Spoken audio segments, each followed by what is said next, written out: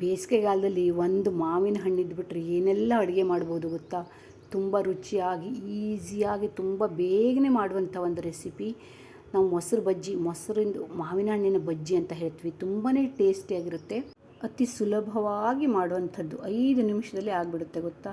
ಊಟಕ್ಕಂತೂ ತುಂಬ ಅಂದರೆ ತುಂಬ ಟೇಸ್ಟಿಯಾಗಿರುತ್ತೆ. ಹೇಗೆ ಮಾಡಿದ್ದೀನಿ ಅಂತ ನೋಡೋಣ ಬನ್ನಿ. Hi friends, welcome back to my channel. ಇಲ್ಲಿ ನಾನು 2 ಮಾವಿನ ಹಣ್ಣನ್ನು ತೊಗೊಂಡಿದ್ದೀನಿ. ಸ್ವಲ್ಪ ಹುಳಿ ಸಿಹಿ ಅಂದರೆ ಇದು ಆ್ಯಕ್ಚುಲಿ ಸ್ವೀಟ್ ಹಣ್ಣು, ಆದರೆ ಒಂದು ಕಡೆ ಸ್ವಲ್ಪ ಹುಳಿನೇ ಇತ್ತು ಅಂತ ಚೆನ್ನಾಗಿ ಗಟ್ಟಿಯಾಗಿ ಇನ್ನೂ ಹಣ್ಣು ಆಗ್ತಾ ಇರಲಿಲ್ಲ ಅಂತ ನಾನು ಅದನ್ನು ಈ ಥರ ಗೊಜ್ಜು ಮಾಡೋಣ ಅಂತ ನಾನು ತೊಗೊಂಡಿದ್ದೀನಿ. ಸಿಹಿಯಾಗಿರುವಂಥದ್ದೇ ಇದು, ಅಂದರೆ ಶೀಕರಣೆ ಮಾಡುವಂಥ ಹಣ್ಣು. ಆದರೆ ಸ್ವಲ್ಪ ಹುಳಿ ಇದೆ ಒಂದು ಸೈಡು, ಸ್ವಲ್ಪ ಹುಳಿ ಸಿಹಿನೇ ಇರಬೇಕು, ತೀರಾ ತುಂಬ ಸಿಹಿಯಾಗಿರುವಂಥದ್ದಾಗಬಾರ್ದು. ಅದನ್ನು ಚೆನ್ನಾಗಿ ನುರಿದು, 2 ಹಣ್ಣನ್ನು ಚೆನ್ನಾಗಿ ಕೈಯಲ್ಲಿ ನುರಿದು ಅದಕ್ಕೆ ಸ್ವಲ್ಪ ಬೆಲ್ಲ ಹಾಕ್ತಾಯಿದ್ದೀನಿ, ರುಚಿಗೆ ತಕ್ಕಷ್ಟು ಬೆಲ್ಲ. ಒಂದು ಜಾಸ್ತಿ ಬೆಲ್ಲನೂ ಹಾಕೋದಲ್ಲ, ಸ್ವಲ್ಪ ಎಷ್ಟು ಬೇಕೋ ಅಷ್ಟು. ಸ್ವಲ್ಪ ಸಿಹಿನೂ ಇರಬೇಕಾಗುತ್ತೆ, ಹಣ್ಣು ಸಿಹಿನೂ ಇದೆಯಲ್ಲ, ಸ್ವಲ್ಪ ಹುಳಿನೂ ಇದೆ. ಸೊ ಅದಕ್ಕೆ ತಕ್ಕ ಹಾಗೆ ಹುಳಿ ಸಿಹಿ 2 ಆಗಬೇಕಾಗತ್ತೆ. ಆಮೇಲೆ ರುಚಿಗೆ ತಕ್ಕಷ್ಟು ಉಪ್ಪು ಹಾಕಿ ಇದೆರಡನ್ನು ಮಿಕ್ಸ್ ಮಾಡ್ತಾಯಿದ್ದೀನಿ. ಅದು ಬೆಲ್ಲ ಗಟ್ಟಿ ಇರೋದ್ರಿಂದ ಸ್ವಲ್ಪ ನುರಿದು ಅದರಲ್ಲಿ ಒಂದು ಸೌಟಲ್ಲಿ ಚೆನ್ನಾಗಿ ಅದನ್ನೆಲ್ಲ ಮಿಕ್ಸ್ ಮಾಡೋಣ. ಆಮೇಲೆ ನಾನು ಒಂದು ಅರ್ಧ ಲೀಟ್ರ್ ಮೊಸರು ಹಾಕ್ತಾಯಿದ್ದೀನಿ. ಮೊಸರು ಸಹ ತುಂಬ ಹುಳಿನೂ ಆಗಬಾರ್ದು, ಹುಳಿ ಇದ್ದರೆ ಚೆನ್ನಾಗಿರಲ್ಲ. ಈ ಥರ ನಾನು ಸ್ವಲ್ಪ ನೀರು ಹಾಕಿದ್ದೀನಿ ಮೊಸರಿಗೆ, ತುಂಬ ಗಟ್ಟಿ ಇತ್ತು ಅಂತ ಒಂದು ಸ್ವಲ್ಪ ನೀರು ಹಾಕಿ, ಒಂದು ಅರ್ಧ ಮುಕ್ಕಾಲು ಲೋಟ ನೀರು ಹಾಕಿ ಮೊಸರನ್ನು ಸ್ವಲ್ಪ ನೀರು ಹಾಕಿ ಮಿಕ್ಸ್ ಮಾಡ್ಕೊಂಡಿದ್ದೀನಿ.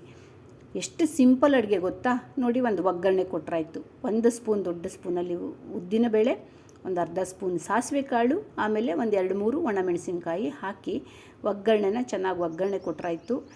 ಏನೂ ಇಲ್ಲ ಮಾಡೋದು. ಇದಕ್ಕೆ ಮೊಸರು ಬಜ್ಜಿ, ಮಾವಿನ ಹಣ್ಣಿನ ಬಜ್ಜಿ ಅಂತ ಹೇಳ್ತೀವಿ, ಮಾವಿನ ಹಣ್ಣಿನ ಗೊಜ್ಜು ಅಂತ ಹೇಳ್ಬೋದು. ತುಂಬ ಟೇಸ್ಟಿಯಾಗಿರುತ್ತೆ ಗೊತ್ತಾ. ಈ ಬೇಸಿಗೆಯಲ್ಲಿ ಈ ಸಾಂಬಾರೆಲ್ಲ ಊಟ ಮಾಡೋಕ್ಕೆ ಆಗಲ್ಲ. ಇಂಥದ್ದು ಒಂದು ಸಿಂಪಲ್ ಆಗಿರುವಂಥ ಅಡುಗೆ ಇದ್ಬಿಟ್ರೆ ಊಟನೂ ಸೇರುತ್ತೆ, ಚೆನ್ನಾಗಿ ಊಟ ಮಾಡ್ತಾರೆ. ಸ್ವಲ್ಪ ಸಿಹಿನೂ ಇರುತ್ತೆ, ಸ್ವಲ್ಪ ಹುಳಿನೂ ಇರುತ್ತೆ, ಸ್ವಲ್ಪ ಒಣಮೆಣಸಿನ್ಕಾಯಿ ಖಾರನೂ ಇತ್ತು, ಎಲ್ಲ ಮಿಕ್ಸಾಗಿ ಭಾಳ ಚೆನ್ನಾಗಾಗಿತ್ತು ಫ್ರೆಂಡ್ಸ್. ಒಗ್ಗರಣೆನ ಈ ಮೊಸರಿನ ನಾವೇನು ಹಣ್ಣನ್ನು ನುರ್ಕೊಂಡಿದ್ವಲ್ವ, ಮಾವಿನ ಹಣ್ಣನ್ನು, ಅದಕ್ಕೆ ಒಗ್ಗರಣೆ ಹಾಕಿದ್ರಾಯಿತು. ಸಿಂಪಲ್ಲಾಗಿ ಒಂದು ಮೊಸರು ಬಜ್ಜಿ, ಮಾವಿನ ಹಣ್ಣಿನ ಮೊಸರು ಬಜ್ಜಿ ರೆಡಿ ಆಯಿತು ನೋಡಿ. ನಮ್ಮಲ್ಲಿ ಇನ್ನೊಂದು ಸಾಸಿವೆ ಅಂತಲೂ ಮಾಡ್ತೀವಿ, ನಮ್ಮ ಕಡೆ ಭಾಳ ಬೇರೆ ಬೇರೆ ಥರದ್ದೆಲ್ಲ ಹೀಗೆ ಮಾಡ್ತಾಯಿರ್ತೀವಿ. ಅದರಲ್ಲಿ ಇದು ಒಂದು ಅಡುಗೆ ಸಿಂಪಲ್ಲಾಗಿ 10 ನಿಮಿಷದ ಒಳಗಡೆನೇ ಆಗಿಬಿಡುತ್ತೆ ಗೊತ್ತಾ, ಚೆನ್ನಾಗೂ ಆಗುತ್ತೆ. ಮಾವಿನ ಹಣ್ಣು ಸಾಸಿವೆನ ಇನ್ನೊಮ್ಮೆ ಮಾಡಿ ತೋರಿಸ್ತೀನಿ ನಿಮ್ಗೆ ಹೇಗೆ ಮಾಡ್ತಾರೆ ಅಂತ. ನೋಡಿ ಎಷ್ಟು ಚೆನ್ನಾಗಾಗಿದೆ ಗೊತ್ತಾ. ಕಲರು, ಹಣ್ಣಿನ ಕಲರೇ ಅಷ್ಟು ಚೆನ್ನಾಗಿತ್ತು. ತುಂಬ ಶೀಕರಣೆ ಹಣ್ಣಲ್ವ, ಅದಕ್ಕೆ ಇದು ಊಟದ ಜೊತೆ, ಅನ್ನದ ಜೊತೆ ಹಾಕ್ಕೊಂಡು ಊಟ ಮಾಡಿದ್ರೆ ಮತ್ತೇನೂ ಬೇಕಾಗಲ್ಲ ಫ್ರೆಂಡ್ಸ್. ಎಲ್ಲರೂ ನಮ್ಮ ಮನೇಲಿ ಮಕ್ಕಳಿಗೆಲ್ಲ ತುಂಬ ಇಷ್ಟ.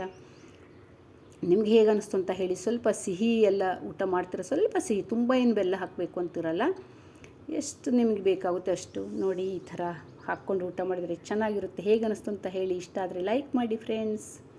ನನ್ನ ಚಾನಲ್ಗೆ ಬಂದವರು ಸಬ್ಸ್ಕ್ರೈಬ್ ಮಾಡ್ಕೊಂಡು ನೋಡಿ ಅಂತ ಹೇಳ್ತಾ ವೀಡಿಯೋನ ಎಂಡ್ ಮಾಡ್ತೀನಿ. Thank you.